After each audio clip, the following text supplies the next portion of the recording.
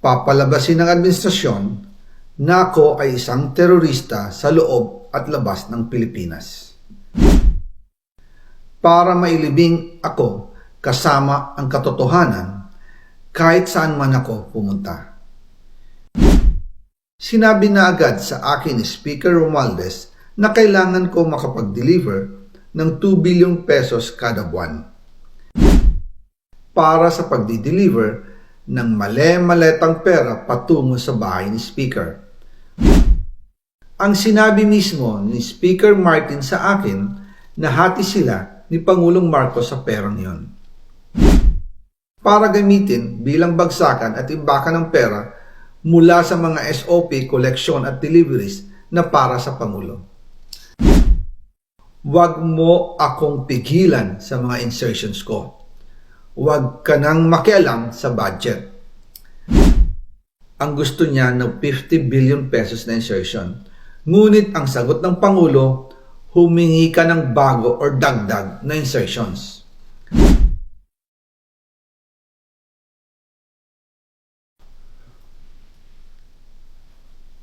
Magandang araw po sa inyong lahat. Bago ko ipagpatuloy ang aking paliwanag, nais ko munang magpasalamat sa inyo. Maraming salamat sa inyong bukas na isipan, sa inyong pasensya, at sa pagtanggap ninyo sa mga impormasyong aking ibinabahagi. Alam kong hindi madali ang mga paksang ito. Mabibigat at mahirap tanggapin.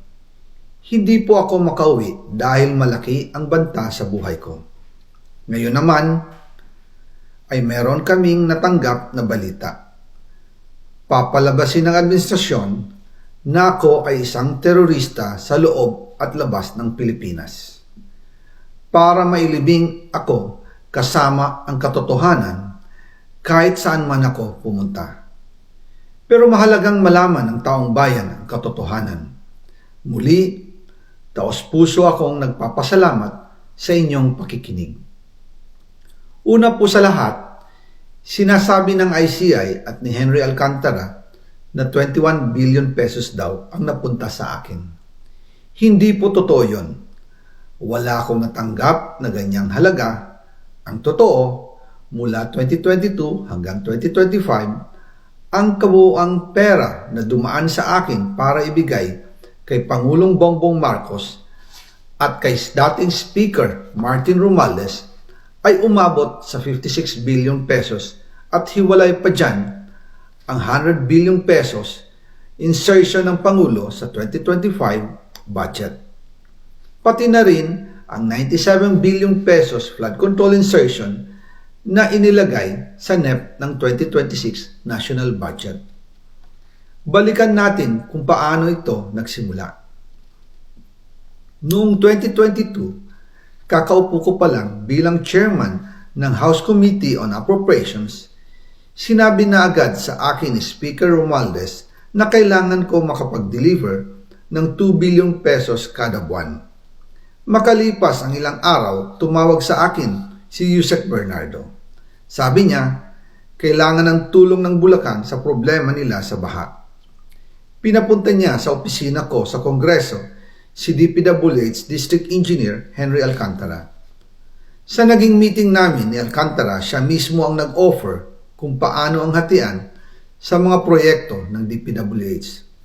22% para kay Speaker Romualdez, 2% para kay Yusek Bernardo at 1% para sa kanya. Doon po nagsimula ang tinatawag nilang deliveries. Ang sistema po ay ganito. Ang mga tao ni Henry Alcantara ay nakikipag-ugnayan sa mga tao ko na sina Paul Estrada at Mark Tiksay. Sila ang tumatanggap na pera mula sa mga tao ni Alcantara. Minsan sa bahay ko sa Valle Verde, minsan naman sa BGC parking. Pagkatapos nilang makuha ang pera, sila Mark at Paul naman ang nag-aayos o nakikipag-coordinate sa tauhan ni Speaker Martin Romualdez na si Jocelyn Sereno para sa pagdi-deliver ng male-maletang pera patungo sa bahay ni Speaker. Una, sa North Forbes Park sa McKinley Drive at nang lumipat siya sa number 14 Nara Street, South Forbes Park. Gusto ko pong linawin, hindi ako nakikialam sa mismong proseso ng paghatid. Dumaan lang po sa akin ang pera na agad dinideliver kay Speaker Romualdez.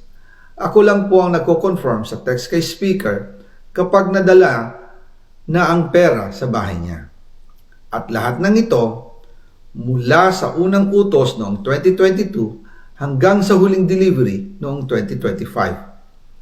Umabot sa mahigit 55 billion pesos plus ang naihatid sa bahay ni dating Speaker Martin Romualdez.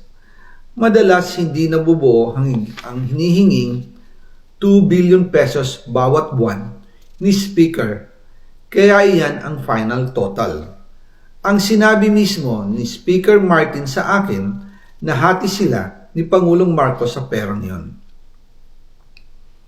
Ang listahan ng mga deliveries na ito, kung kailan, magkano, at saan dinala, ilalabas ko po kasabay ng video na ito.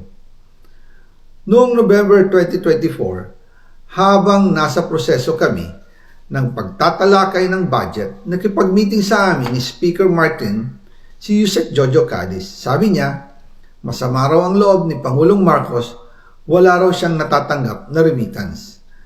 At dahil laging napapagalitan si Speaker Martin ng Pangulo mula Setyembre hanggang November, inutusan niya ako na mag-deliver ng 1 billion pesos para kay BBM.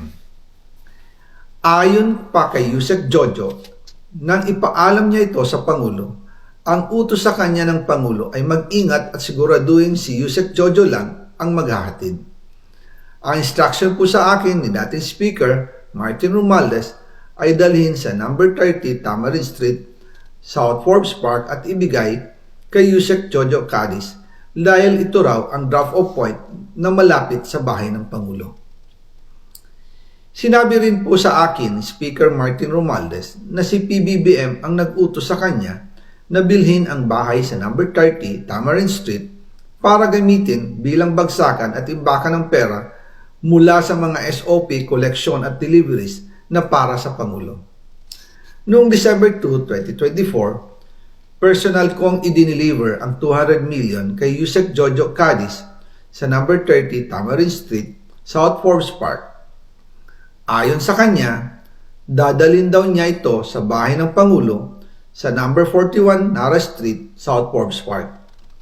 Kasunod nito, noong December 5, 2024, muli akong nag-deliver ng 800 million sa parehong address at Yusek Jojo Cadiz pa rin ang tumanggap. Sabi niya, iyon naman ay dadalhin sa bagong bahay ng Pangulo sa South Forbes Park. Sa kabuuan, 1 billion pesos ang personal kong naihatid. Ako mismo ang nagbigay ng pera, kasama ang aking driver at mga tauhan. At lahat ito ay base sa direktang utos ni Speaker Martin Romualdez.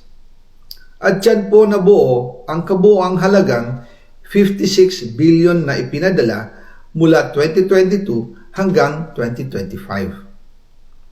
Pero kahit na i-deliver na ang 1 billion pesos para kay Pangulong Marcos at kahit na isama na rin sa 2025 budget ang 100 billion pesos insertion sa pamamagitan ng BICAM Committee, ayon mismo sa utos ng Pangulo, nagagalit pa rin daw si BBM.